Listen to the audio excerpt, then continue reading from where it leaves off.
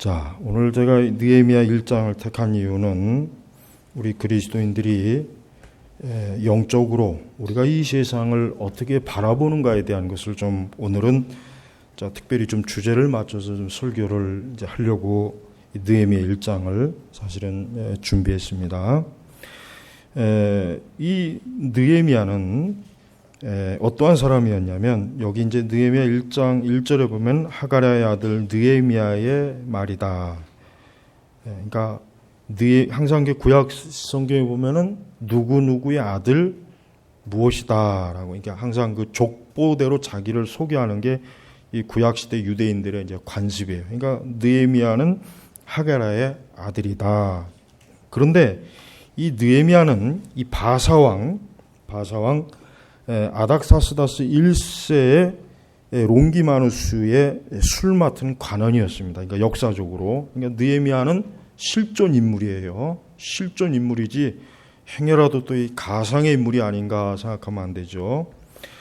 자, 이 느헤미야는 한마디로 얘기하면 왕에게 술을 따라주는 그러한 관리였어요. 그런 직책을 맡았어요. 근데 여러분, 왕에게 술을 따라주는 직책은 오늘날로 얘기하면은 굉장히 중요한 직책이에요. 그러니까 예를 들면 비서실장이나 아니면 혹 제1무 정무수석이나 거의 그 정도 되는 수준의 엄청나게 중요한 직분이에요. 왜 그러느냐? 고대 왕들은 항상 어때요? 독살을 많이 당했어요. 그래서 음식에 뭘 타거나 술에 뭘 타가지고 왕을 죽인 일들이 비일비재했습니다. 그렇기 때문에 먼저 왕에게 드려야 될 모든 음식이나 술은 어때요? 먼저 그것을 맛보는 관리가 있어요. 그러니까 이 관리는 먼저 왕 대신 음식을 맛보고 술을, 특히 이제 술 담당이니까 음식은 다른 사람이 담당했고 왕에게 올려지는 그 술을 먼저 다니엘이 어때요? 그 술에 독이 있는지 없는지 먼저 자기가 마셔보고 나서 그 다음에 왕에게 드리는 거예요. 그러니까 자칫 왕을 암살하려고 만약에 누군가 술에다 독을 타면 어떻게 되세요? 그럼 즉시 그냥 막 독약에 먼저 죽는 거예요. 그러니까 왕으로서는 그러면 그 자리에 누굴 임명하겠습니까? 자기가 가장 신뢰하는 사람을 임명하죠. 믿을 수 있는 사람, 정말 내 생명을 정말 자기 목숨 이상으로 보장해 지킬 수 있는 사람, 그 사람을 그 술 맡은 관원에 딱 직책을 임명하는 거예요. 근데 느헤미야가 바로 그런 사람이에요. 그러니까 느헤미야는 굉장히 중요한 사람이에요. 그리고 왕의 술을 맡았기 때문에 왕의 가장 가까이 측근이기 때문에 왕하고 이런 정치적인 대화를 나누고 여러 대화를 나누면서 그 권력의 중요한 정보라든가 일들을 어때요? 처리하는데 굉장히 중요한 역할을 맡아요. 그러니까 그 왕궁에 있는 많은 그 어떤 신하들이 있지만 이런 느헤미야 같은 사람은 왕하고 가장 가깝기 때문에 다른 신하들이 어때요? 두려워하는 거예요. 혹시라도 저 느헤미야가 나에 대해서 혹시 나쁘게 왕에게 말하면 어쩌나, 혹시 저 느헤미야가 좀 나를 좀 좋게 얘기해 준 왕이 좀 나를 또 높은 자리. 그러니까 이 느헤미야의 자리는 그냥 단순히 술만 바꿔주는 자리가 아니라 왕의 목숨을 지키는 자리이기 때문에 왕 자신이 그 사람을 귀하게 여겨요. 그러니까 느헤미야는 굉장히 중요한 사람이죠. 그럼 느헤미야에게 그 중요한 사람에게 뭐가 있겠습니까? 권력이 있고 돈도 있고 부족함이 없어요. 근데 오늘 느헤미야는 어떠한 사람이냐? 자기 동족, 자기 민족의 지금 영적인 타락에 대해서 너무나 근심이 많아서 그 문제를 가지고 어때요? 그 문제를 가지고 4절에 보니까 내가 이 말들을 듣고, 어떤 말을 들었냐면 지금 예루살렘이 완전히 개판이다. 성벽도 다 무너지고 하나님의 그 영광스러움이 완전히 그냥 폐허가 돼서 정말 그 하나님의 영광스러움이 사라진 거예요. 그러니까 그 얘기를 자기가 듣는 순간 그 심령이 찢어질 듯 아픈 거예요. 보세요. 느헤미야는 부족한 게 없어요. 굳이 그런 거 신경 안 쓰고 그냥 자기 편한 대로 왕하고 가까이 지내면서 온갖 권세를 누리고 그저 재미있고 그렇게 신나게 살아갈 수 있는 사람인데 느헤미야는 그런 하찮은 사람이 아니라 영적인 거룩한 마음을 가지고 있는 사람이에요. 뭡니까?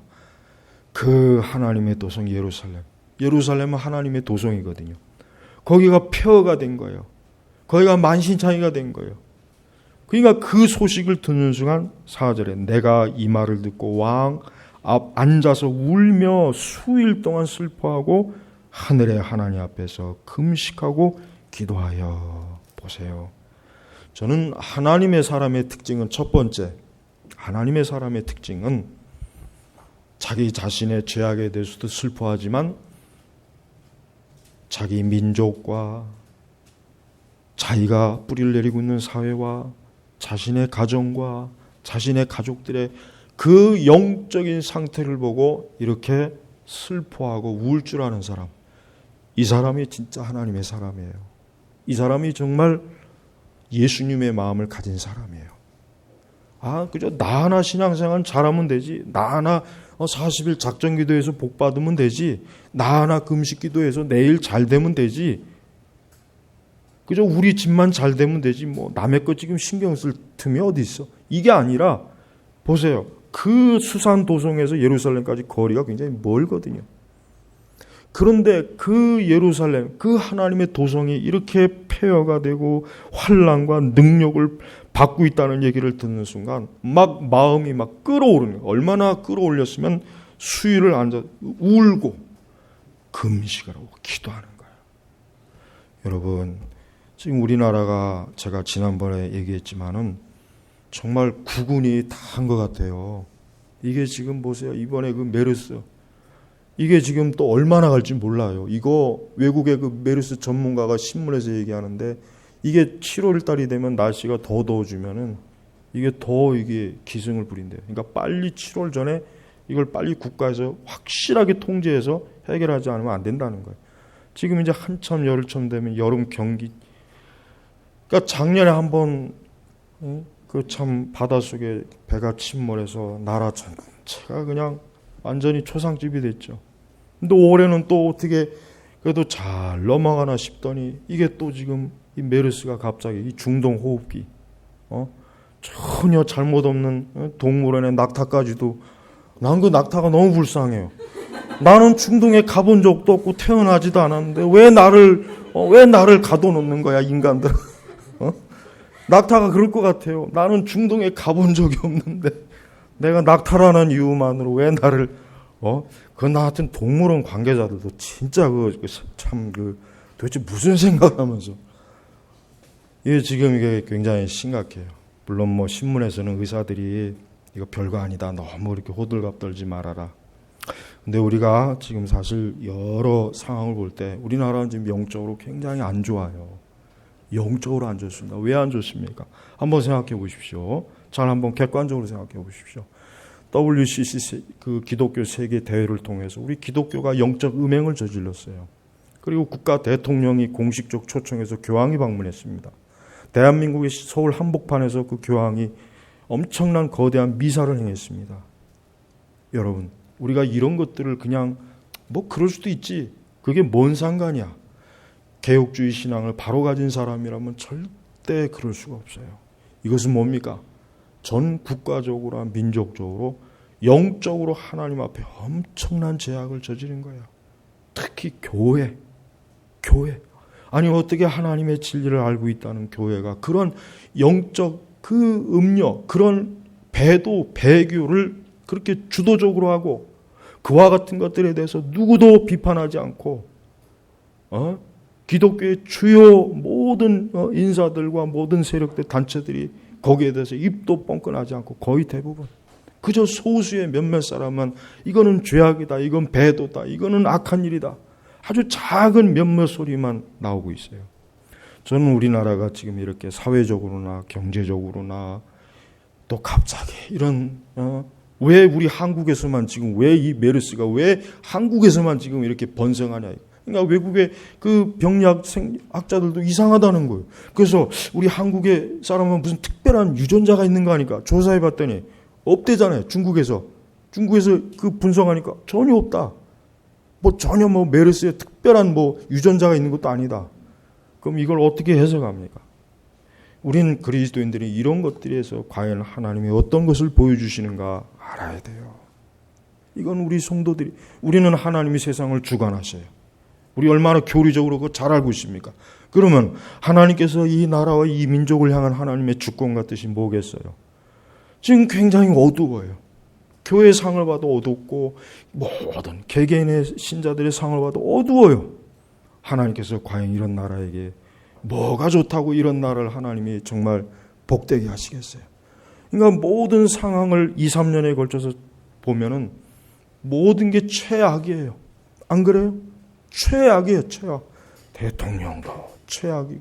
지금 가장 지금 밑바닥에서 완전히 뭐 지금 대통령 신뢰도 지금 완전히 깨져버렸어요.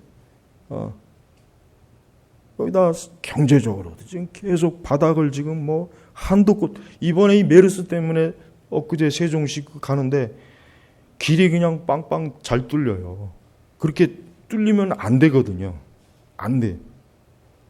왜? 사람들이 차를 타고 나와서 유원재 가서 먹고 마시고 놀고야 경제가 잘 돌아가고 커피라도 한 잔 더 먹고 그래야지. 길이 너무 잘 뚫리는 거예요. 예, 경제가 지금 우리나라 큰일이에요. 여러분, 절대 경제적으로 추락하면 안 돼요. 경제적으로 추락하게 되면은 이 사회 질서나 이게 완전히 파탄납니다. 이거 우리 그리스도인들이 우리는 영적인 걸 중요시 여기는데 뭐 그런 육신적 세상 경제를 걱정하기가 천만에요. 절대 안 그렇습니다. 이 경제가 무너지면요 얼마나 사람들이 강팍해지고 악해지지 않습니까? 멀쩡한 사람도 도둑이 되고 강도가 된단 말이에요. 예? 그리고 사회 도덕이 더 급격하게 무너져요. 경제가 파탄이 되면은. 이게 사회학자들이 다 연구해 놓은 거예요. 이게 제가 지금 그냥 없는 말로 꾸며낸 게 아니란 말이에요. 그러니까 어느 정도의 경제가 계속 유지돼야 그 사회가 안정이 되고 우리 믿는 사람이 평안하게 신앙생활하고 사회 질서가 이게 무너지냐. 경제가 계속 이렇게 급격하게 하락하면 어때요? 굉장히 어려워집니다. 모든 면에서 어려워져요. 죄악이 더 많이 생깁니다. 안 생길 거 같아요. 더 많이 생깁니다. 여러분, 이런 총체적인 이 모든 일의 원인이 뭐냐 이거예요. 저는 그게 바로 여기에서 찾아야 된다고 생각해요. 뭡니까? 5절 말하기를 여호와 하늘의 하나님 주님을 사랑하고 주님의 계명을 지키는 자에게 언약을 지키시고 은혜를 베푸시는 크고 두려우신 하나님이시여. 그렇습니다. 우리 성도는 이 세상의 모든 것들을 하나님 앞에서 관점에서 봐야 돼요. 하나님 관점에서 봐야 되는 거예요. 하나님이 싫어하고 미워하는 것이 이 나라에 가득하면 가득할수록 이 나라는 뭐가 됩니까? 재앙이 가득한 거예요. 틀림없는 거예요. 사회적으로도 재앙이 많고 경제적으로도 재앙이 많고 정치적으로도 재앙이 많고 모든 면에서 재앙이 많아지면 많아지 적어지질 않아요. 그러니까 느헤미야는 제일 먼저 뭐를 찾습니까? 여러분, 느헤미야는 정치적 권력이 있으니까 왕이시여, 제가 우리 그 조국의 유대 예루살렘에 지금 너무 형편이 안 좋은데 좀 왕이 좀 도와주시면 어떻겠습니까? 가서 좀 군대도 보내시고 지원다 이럴 수 있어요. 근데 느헤미야는 그런 방법을 쓰지 않고 뭡니까?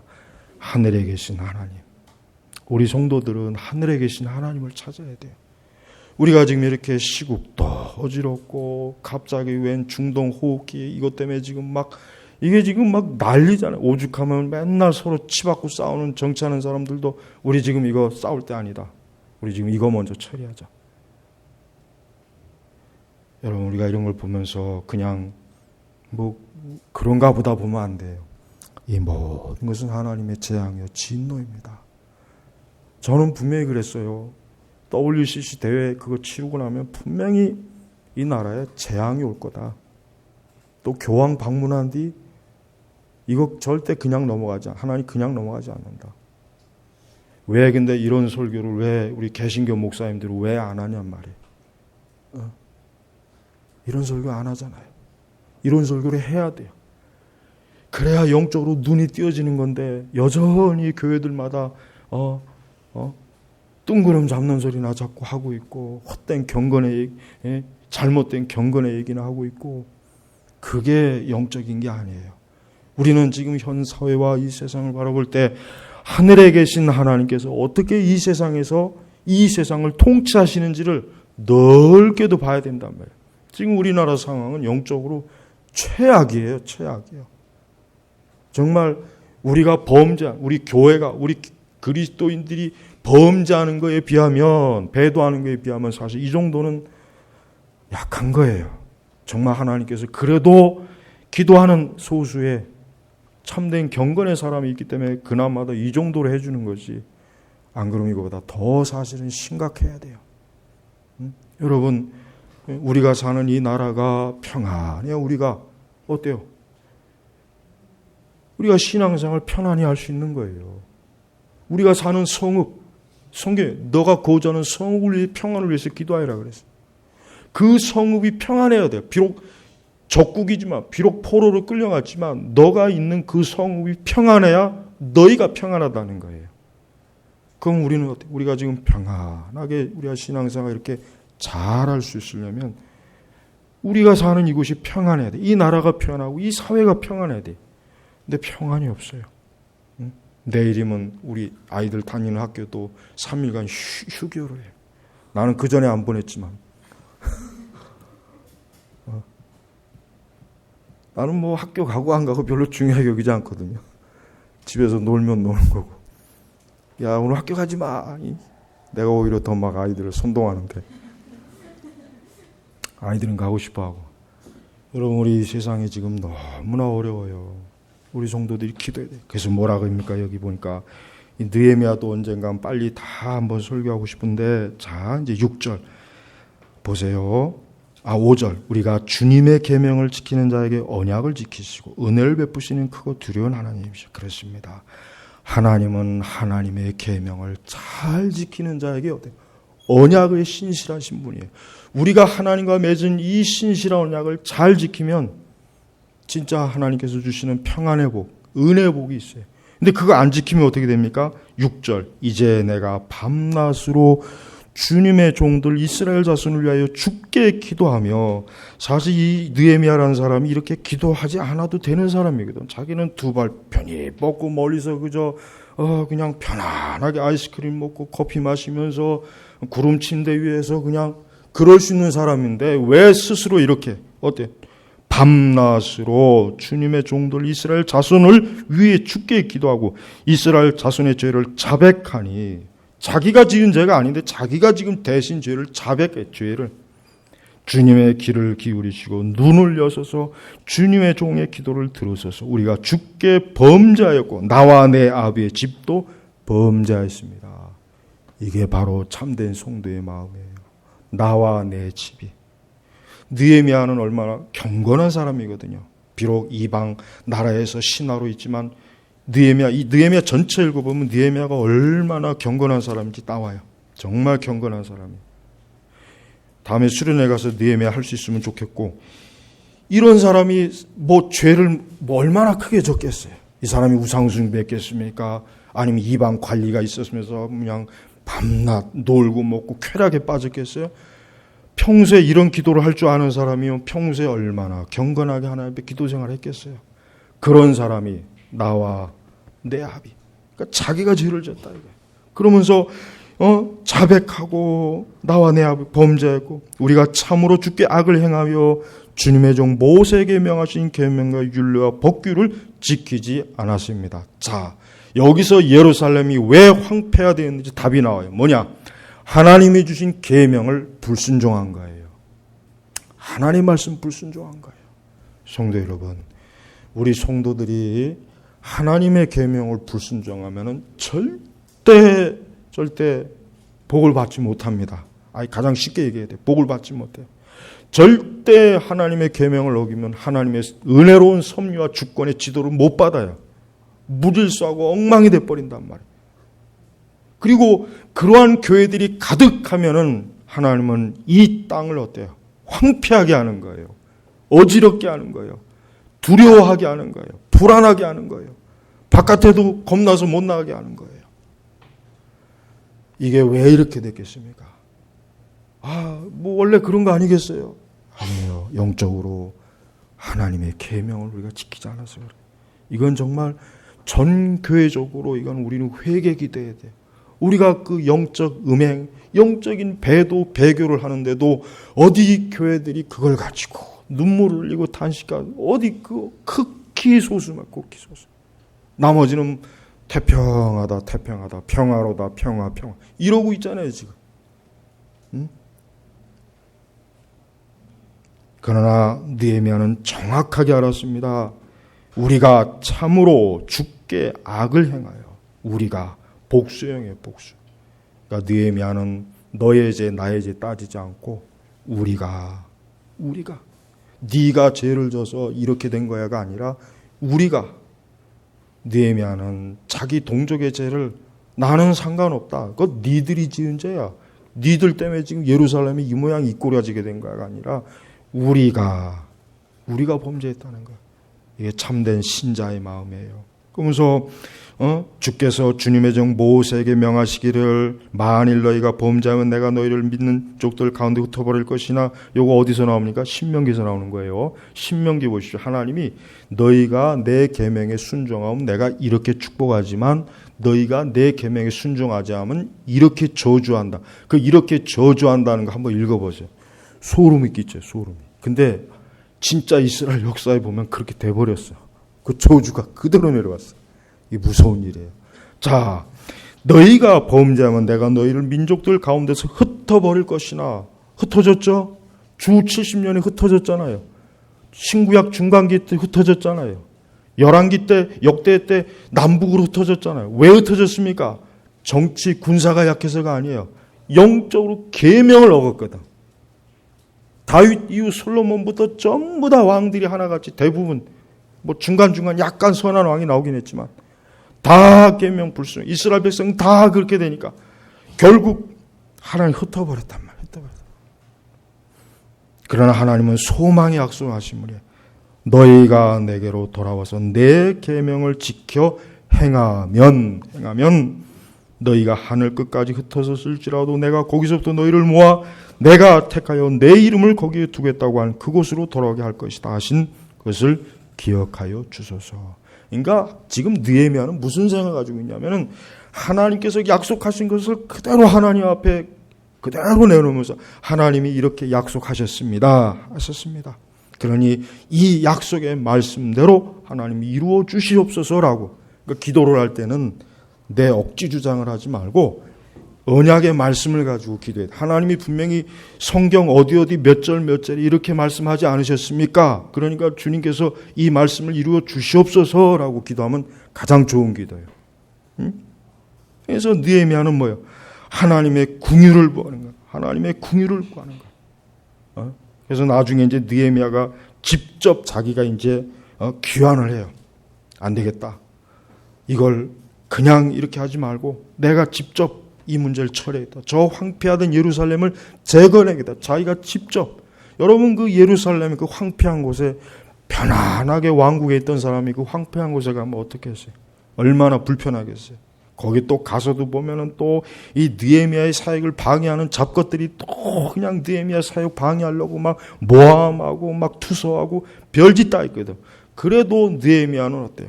하나님의 영광을 위해서 기어코 예루살렘으로 가서 성전을 성벽. 우리 성도들은 우리 자신만을 안위를 위해서 살아서는 안 돼요. 우리는 여전히 죄악 가운데 있고 진리를 모르는 이 세대를 위해서 기도해야 되고 그들을 위해서 우리가 귀찮아도 희생을 해야 되고 우리는 이 무지한 어리석은 자들을 위해서 우리가 깨어서 우리 자신의 죄를 회개하고 하나님께 은혜를 구해야 되는 거예요. 응? 10절에 보면 그들은 주께서 주님의 크신 힘과 주님의 강한 손으로 구속하신 주님의 종이며 주님의 백성입니다. 그래요. 비록 지금 황폐하고 저 모양 저 꼴로 벌레같이 살지만 그래도 아브라함의 언약 백성입니다. 그래도 하나님의 백성입니다. 하나님 앞에 뭘 구하는 겁니까? 자비, 궁유를 구하는 거예요. 궁유. 우리도 이래야 돼요. 여러분 내가 죄를 졌다고 해서 나 이제 끝이야. 나 이제 포기할래 이러지 마요. 그래도 뻔뻔해도 주여 나를 한 번만 더 살려주시고 긍휼을 베푸소서. 또 내 주변에 죄를 보면 주여 저들을 불쌍히 여기시고 긍휼히 여기소서. 저들을 내치지 마시고 저들에게 하나님의 사랑을 내주셔서 이렇게 기도해야 되는 거예요. 11절에 오 주님이시여 주님의 종의 기도와 주님의 이름을 경외하기를 기뻐하는 주님의 종들의 기도에 귀를 기울여 주소서.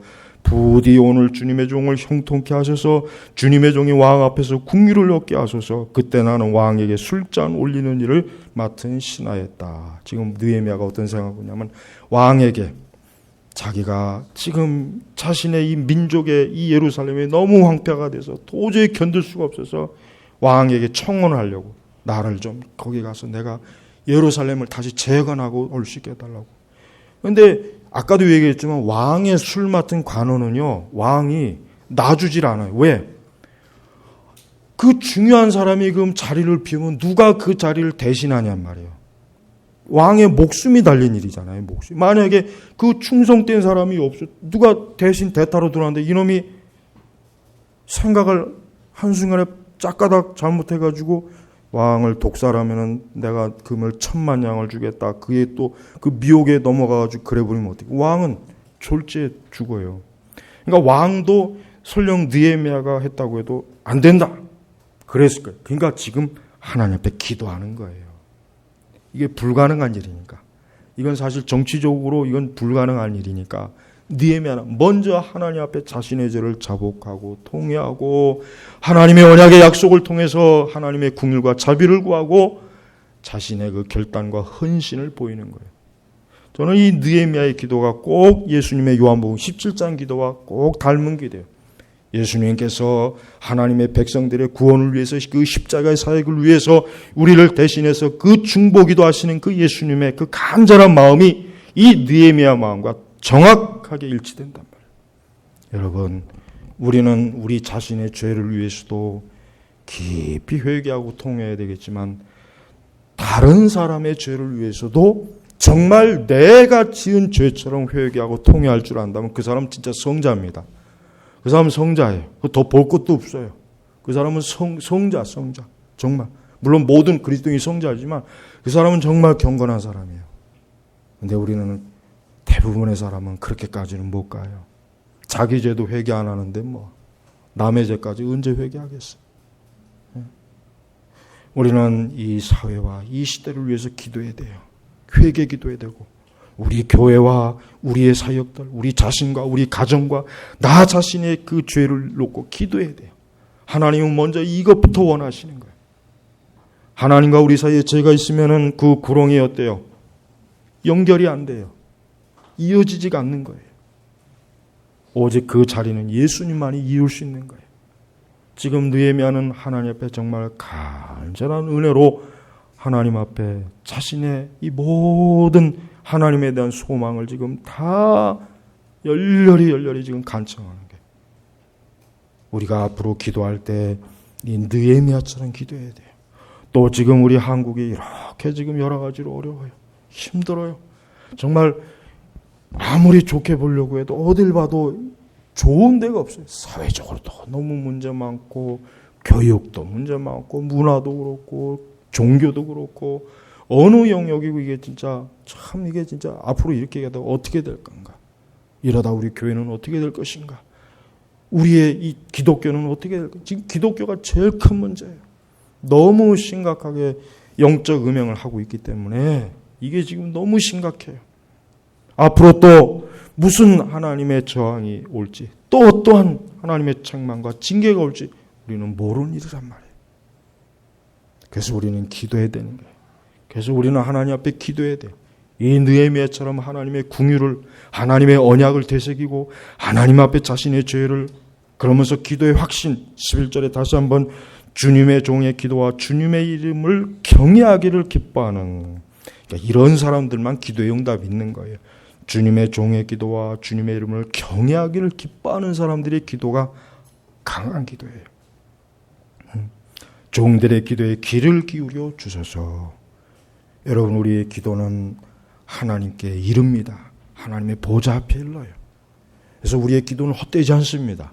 우리가 하나님 앞에 무언가를 구하면은 주님은 응답하십니다. 우리의 구원, 영혼의 구원, 우리의 영적인 회복, 하나님의 영광을 위한 모든 것들을 위해서 기도할 때 그 기도는 응답이 되는 것이에요. 왜? 하나님이 귀를 기울여 주십니다. 귀를 기울여 주시면.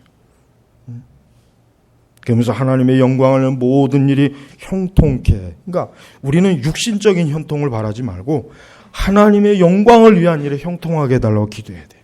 하나님을 영화롭게 하는 일에 형통하게 해달라고. 그 일에 형통하게 해달라고.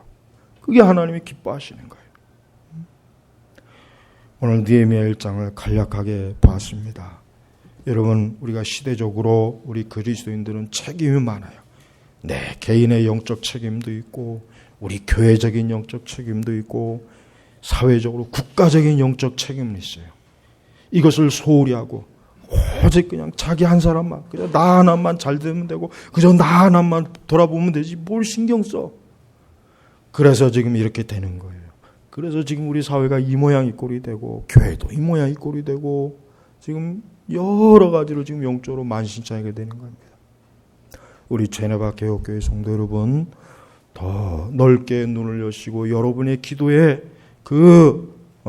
지평을 더 넓게 하셔서 하나님께서 다스리는 이 세상과 이 땅과 이 민족과 이 사회가 제발 좀 우상이 무너지고 제발 좀 교회가 하나님의 계명에 제발 충실하게 성실하게 순종하고 하나님이 기뻐하시는 그러한 영적인 바른 하나님을 경외하는 것으로 회복되게 해달라고 기도해야 됩니다. 그게 우리가 해야 할 일이에요. 그게 하나님 기뻐하시는 일이에요. 그걸 통해서 하나님이 영광을 받으시는 거예요. 하나님은 그냥 교회가 교회를 한다고 뭐 자기네들끼리 열심히 이것만 하나님 기뻐한다고 생각, 그게 아닙니다. 저 바깥에 눈을 돌려서 영적으로 처참하고 지금 참담한 저 보세요.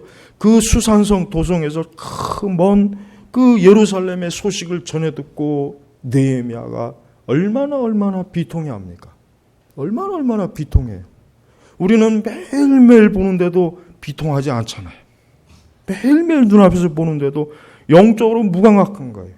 완전히 눈이 멀은 거예요. 전혀 감각이 없는 거예요. 그러나 느헤미야는 그런 사람이 아니었어요.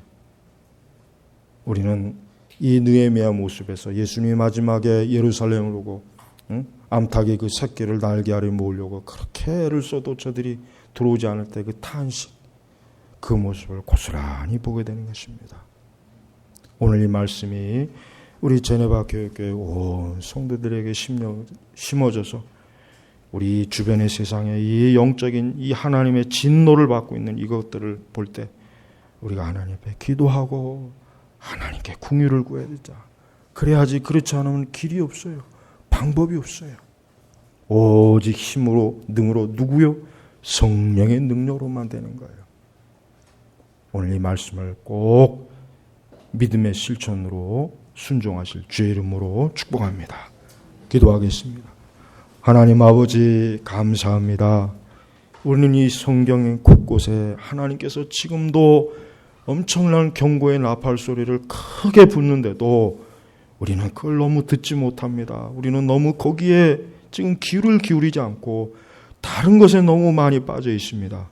주여, 저희 모두 우리 제네바 개혁교회 온 성도들은 성경에서 경고하는 나팔 소리를 듣는 정말 깨어있는 성령의 음성을 말씀으로 듣는 살아있는 온 성도들이 되도록 이 시간도 은혜와 긍휼을 베푸소서. 감사하며 우리 주 예수님의 이름으로 기도 올렸습니다. 아멘.